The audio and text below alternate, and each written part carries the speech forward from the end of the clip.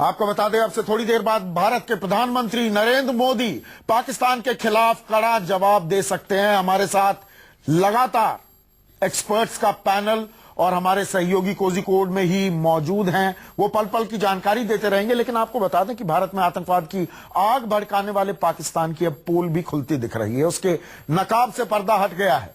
जम्मू के अखनूर सेक्टर में बॉर्डर पर पकड़े गए एक जिंदा आतंकी कयूम ने अब तक कई बड़े खुलासे किए हैं। इनसे साबित होता है कि पाकिस्तान सरकार और वहां की फौज की सरपरस्ती में आतंकियों की भारत में घुसपैठ कराई जा रही है।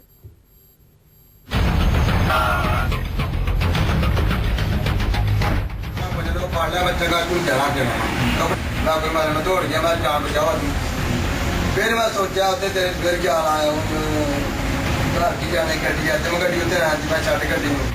कश्मीर में आतंकवाद की आग भड़काने वाले पाकिस्तान के खिलाफ ये जिंदा सबूत है।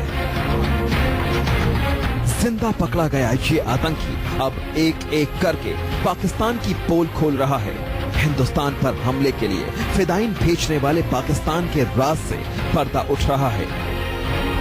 22 और 23 सितंबर की आधी रात के बाद जम्मू के अखनूर सेक्टर में अंतर्राष्ट्रीय सीमा पर घुसपैठ की कोशिश के दौरान ये आतंकी बॉर्डर पर लगी बाड़ में फंस गया था और इसके बाद बीएसएफ के जवानों ने इसे जिंदा धर दबोचा।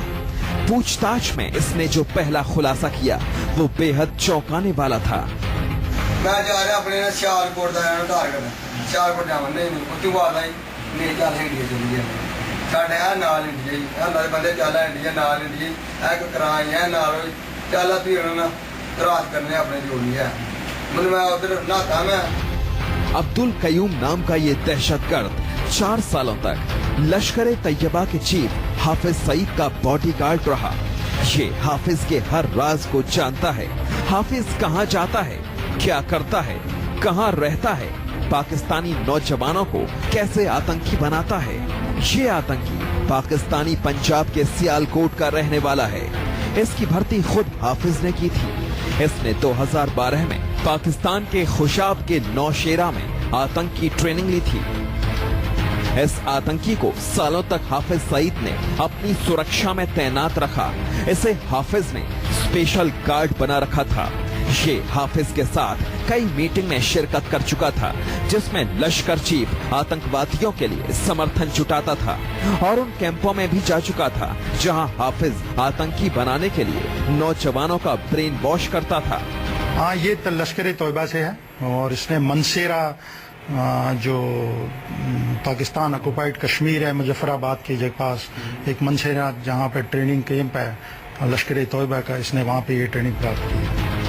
इस जिंदा आतंकी का कबूलनामा ये साबित करने को काफी है कि पाकिस्तान में हाफिज सईद जैसा आतंकी दहशतगर्दी की फैक्ट्री चला रहा है जहां हजारों आतंकी हर साल तैयार होते हैं और इनका एक ही मकसद होता है, हिंदुस्तान की तबाही। हाँ, ये जितने भी कश्मीर के सेपरेटिस्ट लीडर हैं उनके बारे में, उनके परिवार के बारे में और लश्कर तोयबा के हाफिज सईद और दूसरे जो टेररिस्ट लीडर हैं उनके बारे में बहुत अच्छी तरीके जानता है। बीएसएफ और पुलिस की पूछताछ के बाद अब इस जिंदा पकड़े गए आतंकी से एनआईए भी पूछताछ करेगी जिससे पाकिस्तान की एक एक साजिश का पर्दाफाश होगा। अनिल गुप्ता, जम्मू, न्यूज़ 24। और मेरे साथ कुछ खास मेहमान, एक पावर पैक्ड पैनल है। प्रधानमंत्री से हम क्या उम्मीद कर सकते हैं, किस तरह का भाषण होगा। हमारे साथ general Sehgal, brigadier Mishra, ambassador Sajjanhar, Alok Sharma Congress के प्रवक्ता, बीजेपी के वरिष्ठ नेता सुधांशु मित्तल और जनरल बख्शी लगातार बने हुए हैं। सुधांशु, आम आदमी, आप सड़क पर जाइए, गली मोहल्ले में जाइए, कस्बे में, गांव में, देहात में, शहर में, कहीं भी पूछ लीजिए, हर जगह बात वही जो प्रधानमंत्री ने भी कही है कि धैर्य की भी एक सीमा होती है, वो सीमा टूटती दिख रही है। ऐसे में पाकिस्तान के साथ जबानी जमा खर्च होता रहेगा या मिलिट्री एक्शन भी होगा। मैं कोई वॉर मॉन्गर नहीं हूं, आप मुझसे भली भांति वाकिफ हैं, लेकिन देश क्या उम्मीद लगाए? मैं संक्षेप में पॉइंटेड आपका जवाब चाहूंगा।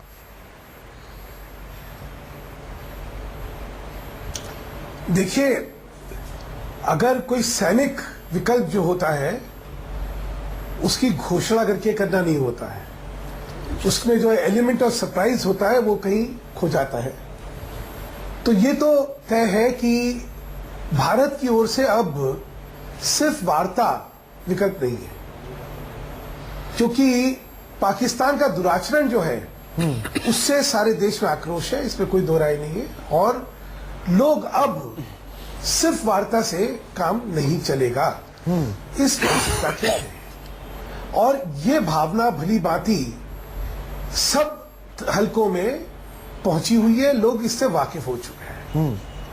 तो जहां एक तरफ कूटनीतिक ऑफेंसिव जिसको कहा जाए उसका एक विकल्प होता है, दूसरी तरफ चाहे वो कोवर्ट हो चाहे वो ओवर्ट हो या जो भी हो, एक कहीं ना कहीं कार्रवाई का एक विकल्प लोगों के मानस में स्पष्ट। तो कार्रवाई तो करनी होगी आलोक शर्मा, इस बात से आप इत्तेफाक रखेंगे? यही राय कांग्रेस की है? देखिए, मैं समझता हूं कि जिस तरह की कार्रवाई की बात और भी, कार्रवाई से मैं सैन्य कार्रवाई की बात नहीं कर रहा हूं, कार्रवाई किसी भी तरह की हो सकती है। नहीं, बिल्कुल होनी चाहिए और सख्त से सख्त कार्रवाई होनी चाहिए। मोदी साहब जो भी कदम उठाएंगे, जो भी सख्त से सख्त कदम उठाएंगे, कांग्रेस पार्टी उनके साथ खड़ी हुई है। कहां साथ लेकिन खड़े हैं? दुर्भाग्य है, आप रक्षा मंत्री का, राष्ट्रीय सुरक्षा सलाहकार का इस्तीफा मांगते घूम रहे हैं इस वक्त पर। ये बातें 15 दिन बाद भी हो सकती थी। मैं समझता हूं कि रक्षा मंत्री जिसको नर्कलोक बताते हैं, अगर देश के प्रधानमंत्री वहां जाएं तो उस रक्षा मंत्री से इस्तीफा मांगना चाहिए। जो आज कह रहे हैं कि साहब वो तो नर्कलोक था, तो क्या आपने अपने देश के प्रधानमंत्री को नर्कलोक में भेजा था? क्या ऐसे रक्षा मंत्री से इस्तीफा नहीं मांगना चाहिए? क्या ऐसे जो सलाहकार थे, सुरक्षा सलाहकार, नर्कलोक कहने के लिए इस्तीफा मांगना चाहिए? मैं समझता हूं कि तमाम तरह की जो बातें आई हैं, आज भी एक नेता ने कहा है कि साहब वो आतंकिस्तान है, तो क्या आपने अपने देश के प्रधानमंत्री को आतंकिस्तान में भेजा था क्या? वो जो भी सख्त से सख्त कार्रवाई करना चाहे, कांग्रेस पार्टी साथ खड़ी है। लेकिन कम से कम हम उम्मीद करते हैं कि साहब 7 दिन हो गए हैं, आपने अभी तक देश को नहीं बताया आपका कोई लाइन ऑफ एक्शन है भी कि नहीं। 2.5 साल से लाइन ऑफ एक्शन नहीं दिख रही है, कांग्रेस पार्टी का ये कहना है। और लाइन ऑफ एक्शन क्या होनी चाहिए? अभी मैं पॉइंटेड सवाल अपने में, एक मिनट आलोक जी, मैं पॉइंटेड सवाल सभी अपने मेहमानों से पूछने वाला हूं, और सभी तजुर्बेकार हैं, सभी ने युद्ध में हिस्सा भी लिया है, डिफेंसिव मैकेनिज्म के हिस्सा भी रहे हैं। अशोक सज्जनहार साहब हैं हमारे साथ, वो डिप्लोमेसी में जो तिये पांचे करने होते हैं किसी पर दबाव डालने के लिए, उसे भली भांति वाकिफ हैं। लेकिन अभी आपको मुंबई लिए चलूंगा, मुंबई के लोगों के मन में क्या है, सुनिए। वो 17 जवान जो शहीद हुए हैं, वो हमला हुआ है, उनका करारा जवाब उनको देना चाहिए, और हमारे 17 जवान को परिवारों का न्याय मिलना चाहिए।